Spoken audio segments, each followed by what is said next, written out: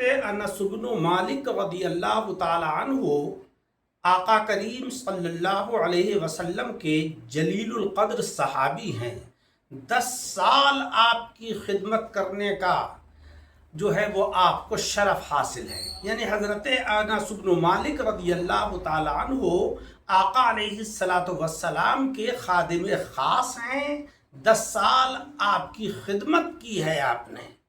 آپ فرماتے ہیں کہ آقا کریم صلی اللہ علیہ وسلم نے مجھے 5 باتوں کی وصیت فرمائی کہ اگر تم ان 5 باتوں کو اپنے عمل میں داخل کر لو گے تو بڑا اجر و ثواب اور بہترین فوائد مرتب ہوں گے۔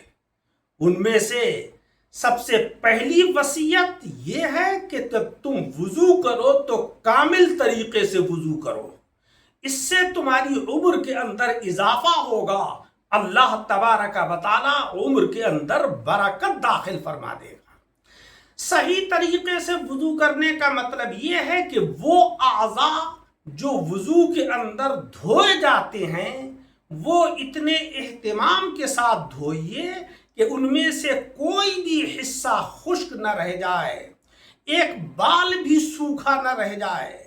اس اہتمام کے ساتھ جب آپ وضو کریں گے تو اللہ تبارک و تعالی آپ کی عمر کے اندر اضافہ فرمائے گا۔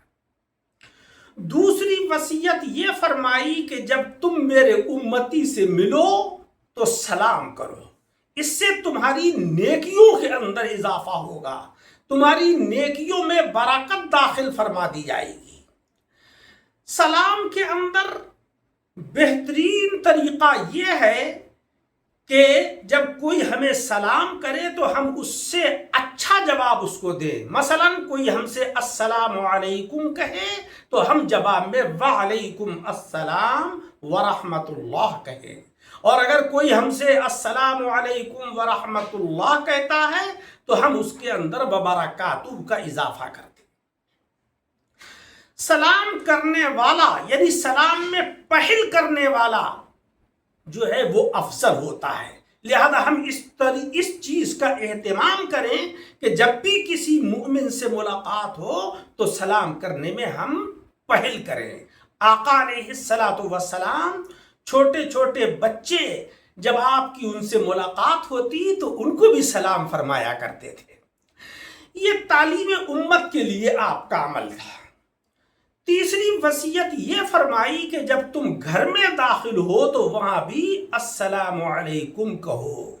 بزرگوں نے فرمایا ہے کہ مکان خالی ہو، کوئی اس میں ہو یا نہ ہو، جب تم مکان کے اندر داخل ہو تو السلام علیکم کہو، کیونکہ ہر مومن کے گھر میں آقا علیہ السلام کی روح طیبہ جلوگر ہوتی ہے اور وہ اپنے امتی کے سلام کا جواب دیتی ہے۔ اور چوتھی نصیحت آپ نے یہ فرمائی کہ تم چاشت کی نماز کا اہتمام کیا کرو، کیونکہ اگلی امتوں میں اللہ تبارک و تعالیٰ نے جن لوگوں کو ولایت کا تاج عطا فرمایا ان کا یہی عمل رہا ہے۔ چاشت کی نماز چونکہ ایسے وقت ہوتی ہے کہ انسان دنیاوی کاموں میں دنیاوی مشاغل میں مصروف ہو جاتا ہے، لیکن جب وہ وقت آتا ہے تو اپنے کاموں کو چھوڑ کر وہ اس نماز کی طرف کو متوجہ ہوتا ہے۔ اشراق کی نماز بھی پڑھ لیتا ہے طلوع آفتاب کے بعد، تہجد کی نماز بھی پڑھ لیتا ہے، لیکن چاشت کی نماز چونکہ سورج بلند ہونے پر ہوتی ہے اس لیے اس وقت انسان توجہ کم دے پاتا ہے۔ مقصد یہ ہے کہ نفلی نمازوں کا بھی اہتمام کیا کرو، کیونکہ نفلی نمازوں سے درجات کی ترقی ہوتی ہے، لیکن یہ درجات کی ترقی جبھی ہوگی کہ جب ہم فرض نمازوں کو پڑھتے ہوں۔ اب ہم فرض نمازوں کو چھوڑ دیں، اشراقی بھی پڑھنا شروع کر دیں، تہجد بھی پڑھنا شروع کر دیں، چاشت بھی پڑھنا شروع کر دیں تو ان سے کوئی فائدہ نہیں ہوگا۔ جب ہم 5 وقت کی فرض نمازیں پوری کریں گے اور اس کے بعد ہم ان نفلی نمازوں کی ادائیگی کا بھی اہتمام کریں گے، تب اس سے ہمیں فوائد حاصل ہوں گے۔ اور پانچویں نصیحت آقا کریم صلی اللہ علیہ وسلم نے یہ فرمائی کہ اے انس، چھوٹوں کے اوپر رحم کرنا، بڑوں کی عزت و تعظیم کرنا، قیامت کے دن تم جو ہو وہ میرے ساتھ رہو گے۔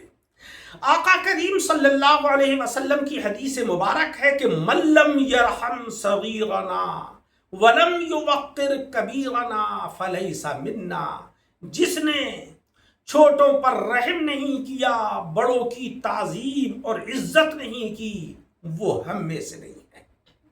لہذا ہمیں یہ چاہیے کہ ہم آقا علیہ السلام کی ان مبارک نصیحتوں کے اوپر عمل کریں اور اپنی دنیا کو بھی بہتر بنائیں اور آخرت کو بھی ہم سرخرو بنائیں۔ اللہ تعالی ہم سب کو عمل کی توفیق عطا فرمائے، آمین بجاہ النبی الکریم۔